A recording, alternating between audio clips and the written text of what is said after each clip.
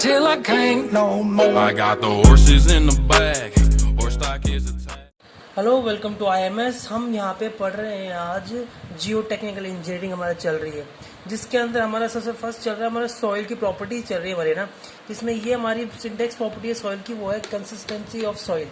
अब कंसिस्टेंसी का मतलब होता है कि इस नाम से समझ जाओ कि भाई कंसिस्टेंसी मतलब है कि सॉइल के अंदर वाटर की कंटेंट, वाटर कंटेंट, ये टॉपिक रिलेटेड है सॉइल के अंदर वाटर कंटेंट से, है ना, कि वाटर कंटेंट ज़्यादा है, कम है या फिर ऐसे है। भाई इसमें ऐसे दिखाते हैं, it is use for fine grain soil can only be as given as degree of fineness of the soil which may be termed as soft and hard.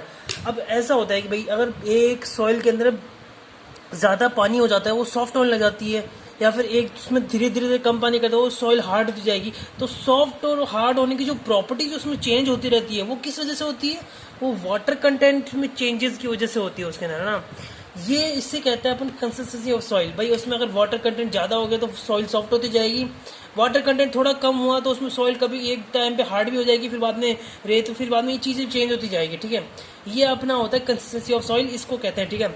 इसमें ये एक अपने एक कर्व बनता है, ये एक अपना एक कर्व बनता है। इस पे समझ में आता है कि सॉइल का अंदर वाटर कंटेंट जब ऊपर नीचे होता है तो क्या क्या चेंजेस आते हैं, ठीक है। ये सिंपल सा कर्व है, इसको मैं डिटेल में कुछ ऐसा समझाते हैं। भाई अपने ये एक कर्व है, इसमें 3 स्टेजेस, 4 स्टेजेस होती है, solid, semi solid, plastic and liquid. अभी semi solid, plastic and liquid का मतलब क्या होता है, अब समझ रहे हो। ऐसे ही जैसे कि हमारे पास ये एक हमारे पास वाटर, ये हमारे पास कंटेनर है ना, ये कंटेनर में ये सॉलिड आ गया, ये सॉलिड आ गया और ये अपना वाटर आ गया, है ना। तो अगर सॉलिड और वाटर मतलब एकदम अच्छे से मिले हुए हों, भाई इसमें अगर सॉलिड के अंदर वाटर बहुत अच्छी क्वांटिटी में हो, कि भाई ऐसी क्वांटिटी में कि जो सॉइल है ना वो फ्लो करे। भाई अगर सॉइल बहे, मतलब कादा जो होता है ना, कीचड़, वैसे अगर जैसे कीचड़ बहता है तो ऐसी अगर ऐसी टेंडेंसी टू फ्लो, मतलब अगर कोई टेंडेंसी टू फ्लो होती है ना, भाई अगर अपनी सॉइल अगर फ्लो हो रही है, अपनी अगर सॉइल फ्लो हो रही है ना, मतलब वो लिक्विड हो रही है एक तरह से, तो उसको अपन कहेंगे यहाँ पे उसका लिक्विड स्टेज बोलेंगे उसको, है ना। तो उसको अपन उसका लिक्विड स्टेज बोलेंगे। फिर उसके अंदर उसका वाटर कंटेंट थोड़ा कम कर दो, है ना, थोड़ा वाटर कंटेंट अगर इसको कम कर देंगे तो ये बराबर हो जाएगा एक तरह से, ठीक है। इसके भाई इसमें प्लास्टिक आ जाएगी, बराबर आ जाएगी।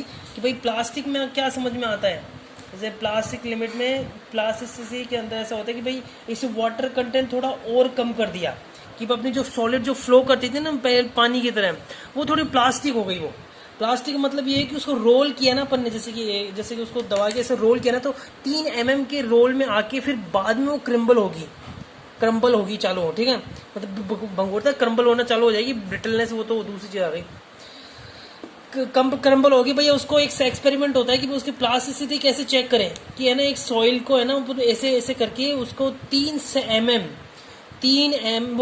mm उसके डाया जब तक आए तब तक वो जब बनी रहे, तो उसकी प्लास्टिसिटी वहां से पता चलती है कि बस वाटर कंटेंट इतना कम कर दिया कि, लेकिन वो वाटर कंटेंट इतना कम किया कि वो बह नहीं रही है, लेकिन उसका प्लास्टिसिटी उसमें अभी भी है।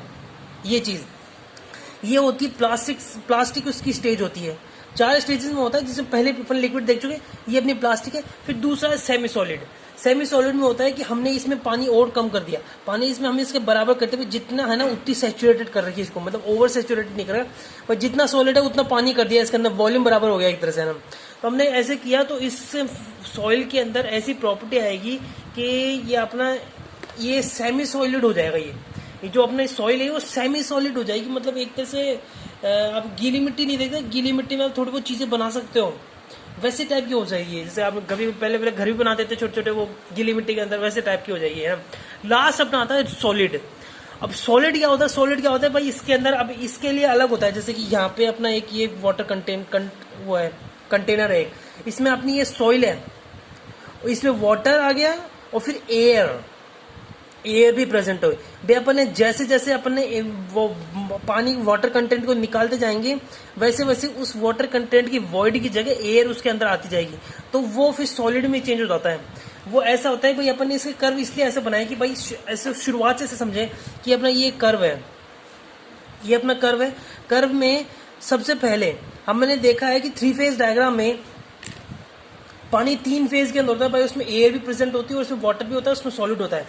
तो उसमें हमने यहाँ पे ये होता है अपना वाटर कंटेंट परसेंटेज में, और ये होता है वॉल्यूम, ये होता है अपना वॉल्यूम ऑफ द वो सैंपल, सॉइल सैंपल है ना। तो अपन ने पानी डालना चालू किया, तो पानी डालना चालू किया तो उसका वॉल्यूम तो वही रहेगा, क्योंकि उसमें ना एयर जा रही है और आ रही है। ऐसा होता है कि भाई अपन जैसे जैसे पानी डालेंगे ना वैसे उससे उसकी एयर निकलती जाएगी। तो हमने पानी डाल देंगे, एक पॉइंट ऐसा आएगा कि उसमें एयर पूरी हट जाएगी और सिर्फ पानी पानी रह जाएगा। तो वहां पॉइंट तक कहेंगे, उस पॉइंट को कहेंगे अपन सॉलिड। भाई यहाँ पे अपना एयर खत्म हो चुकी, इसके बाद ना अपनी एयर खत्म हो चुकी पानी के अंदर, और ये जो लिमिट होगी इसको अपन कहेंगे, क्या कहेंगे, इसको श्रिंकेज लिमिट कहेंगे अपन। तो ये जो लिमिट होगी ना इसको WP श्रिंकेज लिमिट बोलेंगे, इसको अपन श्रिंकेज लिमिट बोलेंगे, इसको WH श्रिंकेज लिमिट। फिर इसके बाद अपन और पानी डालते जाएंगे, इसके बाद अपन और पानी डालते जाएंगे। भाई अपना वॉल्यूम बढ़ता है, क्योंकि पानी बढ़ रहा है तो वॉल्यूम बढ़ता जाएगा। ऐसा टाइम होगा जहाँ पे अपना फिर ये अपना यहाँ पे जो उसकी सेमी सॉलिड की स्टेजेस है, ये इसका सेमी सॉलिड हो जाएगा। भाई अब ये सॉलिड था, इसका सेमी सॉलिड हो जाएगा, ये है ना, सेमी सॉलिड हो गया। और जो ये फिर ये जो अपनी है ये होगी प्लास्टिक लिमिट हो जाएगी ये। फिर इसके बाद अपन और पानी डालेंगे, फिर एक ऐसा आएगा टाइम जहाँ पे अपना जो पानी जो मिट्टी है वो बहने लग जाएगी, जो बहने वाली लग जाएगी मिट्टी, वो अपनी फिर बाद में प्लास्टिक और ये लिक्विड के बाद आ जाती है। ठीक है, यहाँ पे प्लास्टिक आ गई, फिर इसके बाद जो लिमिट है उसमें बहने लग जाएगी, यहाँ पे प्लास्टिक हो जाएगी, फिर उसके बाद बहने लग जाएगी। तो ये जो लिमिट होती है ना उसको लिक्विडिटी लिमिट कहते हैं। इसको कुछ ऐसे समझो, है ना। Consistency of soil is in 4 stages. पहले सॉलिड है और फिर अपना सेमी सॉलिड है। तो सॉलिड में इतना भाई एक ऐसी लिमिट आएगी, सॉलिड में पानी डालते डालते ऐसी लिमिट आएगी कि वो लिमिट को पार करती वो सेमी सॉलिड में चल जाएगा। तो वो अपने वो जो लिमिट होगी ना उसको श्रिंकेज लिमिट कह देंगे। ठीक है, और फिर बाद में श्रिंकेज लिमिट के बाद जो सेमी सॉलिड के अंदर अगर पानी डालते जाए पानी, तो ऐसा टाइम आएगा कि वो उसकी जो एक लिमिट आएगी पानी की भी, मतलब सॉइल की एक ऐसी लिमिट आएगी कि उस लिमिट के बाद अगर पानी आपने डाला तो वो सेमी सॉलिड से वो प्लास्टिक चेंज हो जाएगा पानी, है ना। वो मतलब जो सॉइल है वो सेमी सॉलिड से प्लास्टिक चेंज हो जाएगी। तो उस जो बॉर्डर है जो लिमिट के बाद वो सेमी सॉलिड से प्लास्टिक चेंज, उसको कहते हैं अपन प्लास्टिक लिमिट कहते हैं अपन, है ना। फिर उसके बाद है अपना प्लास्टिक से लेके प्लास्टिक, यहाँ पे सेमी सॉलिड के बाद जो प्लास्टिक की लिमिट है, इसके बाद अपन और पानी डालते जाए, तो और पानी डालते जाएंगे तो ऐसा एक लिमिट आएगी कि उसके बाद जो पानी की जो प्लास्टिसिटी की जो प्रॉपर्टी है वो हटके वो फ्लो प्रॉपर्टी हो जाएगी। भाई वो प्लास्टिक होते होते वो फ्लो होने लग गया। जिस टाइम वो फ्लो हो गया मतलब उस टाइम उसने है ना ये पार कर दी लाइन, ये उसने लिक्विड लिमिट पार कर दी। भाई ऐसी लिमिट के बाद पानी है ना बहेगा, मतलब सॉरी सॉइल बहेगी। इस लिमिट के बाद सॉइल बहना चालू हो जाएगी। तो ये होती है अपनी लिक्विड लिमिट।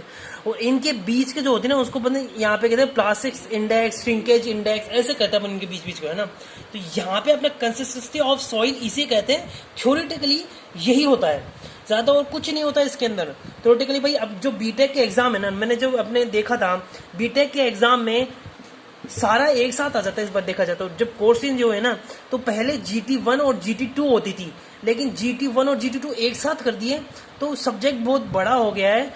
तो इस वजह से यहाँ पे न्यूमेरिकल्स, मतलब ये क्या है, जो टॉपिक्स होते हैं ना, टॉपिक्स के ज्यादा गहराई में नहीं जाते। जो एग्जामिनर जो बनाते हैं ना पेपर, वो टॉपिक्स की गहराई में नहीं जाते, क्योंकि बहुत बड़ा टॉपिक है, मतलब बहुत ही ज्यादा है सब्जेक्ट में, सिलेबस बहुत ज्यादा है, तो वो ज्यादा टॉपिक गहराई में नहीं जाएंगे। आपको यहाँ पे ध्यान देना होगा न्यूमेरिकल्स का, हर एक की आपको डेफिनेशन याद होनी चाहिए। भाई यहाँ पे आपको जैसे कि आपने कंसिस्टेंसी पढ़ लिया तो कंसिस्टेंसी याद रखती भाई ये वाटर कंटेंट और वॉल्यूम के ऊपर है, ये पता चल गया।